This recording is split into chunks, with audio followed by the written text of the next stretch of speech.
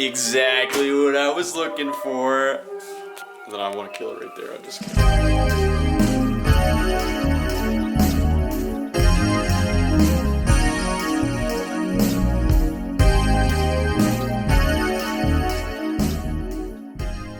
Hey, it's Banzai Florist, Homo sapien.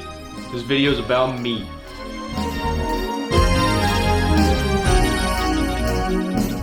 My name's Harry. I release music under the name Banzai Florist, and that's it. No, I've never been signed under a label, Not that really, I feel like that doesn't really mean much for anybody who's DIY oriented. Perhaps tell the audience what DIY what DIY is? Yeah. It's like it's an aesthetic, it's a lifestyle. It's not, I feel I'm kind of treating it like it's a genre, but it's not. It's like it's a medium almost. It's about there's an ideal behind it. It's intrinsically democratic and punk and it's about everyone can do this. It's kind of removing the bourgeois element of the composition of art from the composition of art, and then realizing that art is this endless, limitless landscape of potential that anybody can take part of, regardless of any aspects of one's identity, like whether that be class related, race related, gender related. Like, it doesn't fucking matter. With DIY, it's like everybody has the potential to be and do what they wish, create what they wish, go where they wish, and all that shit.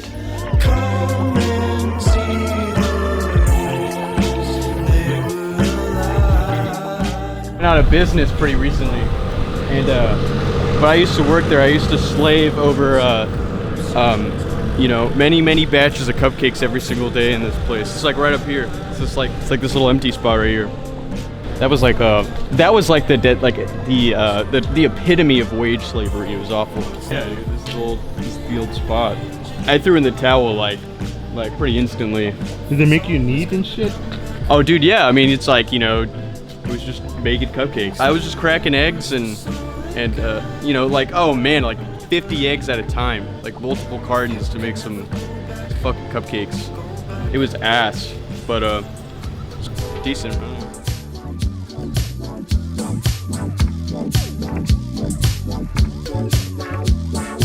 It's really about just making shit that people think is unique, and which is tough, especially since people are saturating the market with so many songs every single day that it's kind of it's anxious to constantly pressure yourself to make something novel every time you sit down to like create something.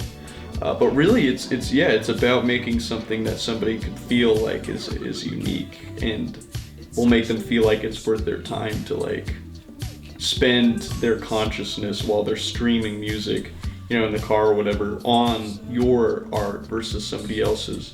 But again, that's not really what it's about. It's not about like trying to create a monopoly on people's ears.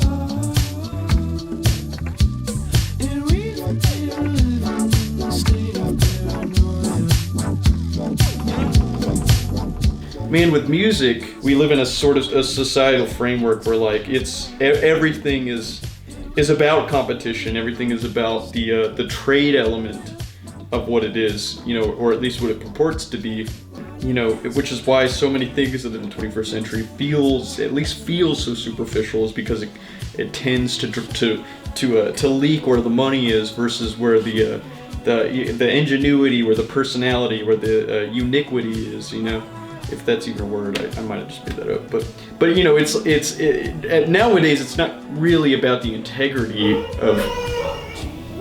So to even want to frame music like it's something that has to be competitive doesn't make any fucking sense, because I've never met an artist where I felt like, oh, I am in direct competition with this person, and it's like, and that's kind of where art has a leg up with something like with something like some business market, where you have to constantly feel this anxiety that I want somebody to prefer my product or my service over somebody else's. With music, it's like there's nobody supplanting your listenership, because there's no monopoly on music. There's literally none. I mean, with music, it's just about who somebody wants to listen to.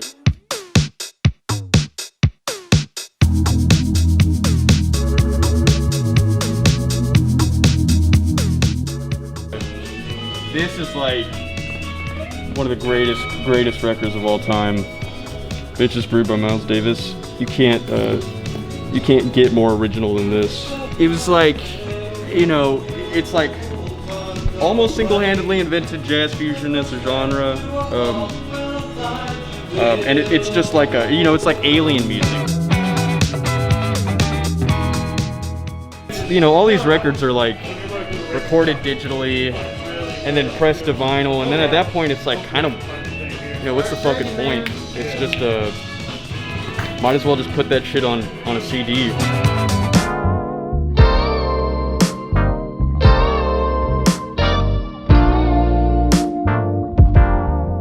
Yeah, and nowadays it's even stranger, because you have nostalgia being sort of manufactured by big companies to sell to young people who don't even have any nostalgia.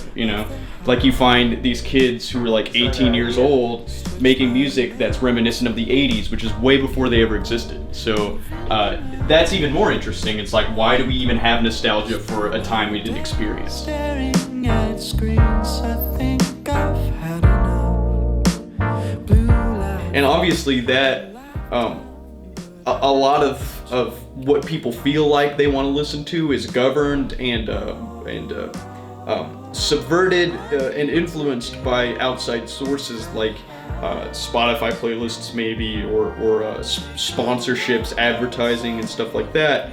But really, I mean, when you think about it, it's like you'll always have access with something like a streaming platform for things that aren't mainstream, things that don't really get the light of day, and though they might require some digging to find those things, I mean, those particular artists, those particular songs, those like works of art there's no barrier keeping you from them.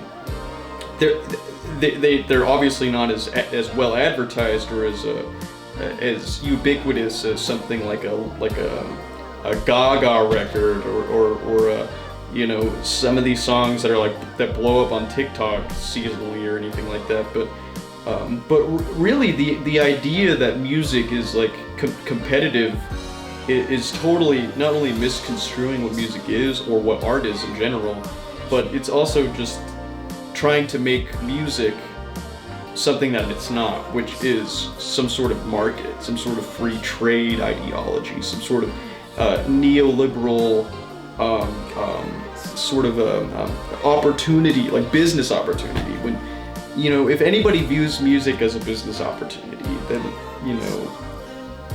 they're delusional, because you're in it for the wrong fucking reasons. You're destined for a bullshit relationship with music, with art in general, because that's not what it's fucking about. That's never been what it's about.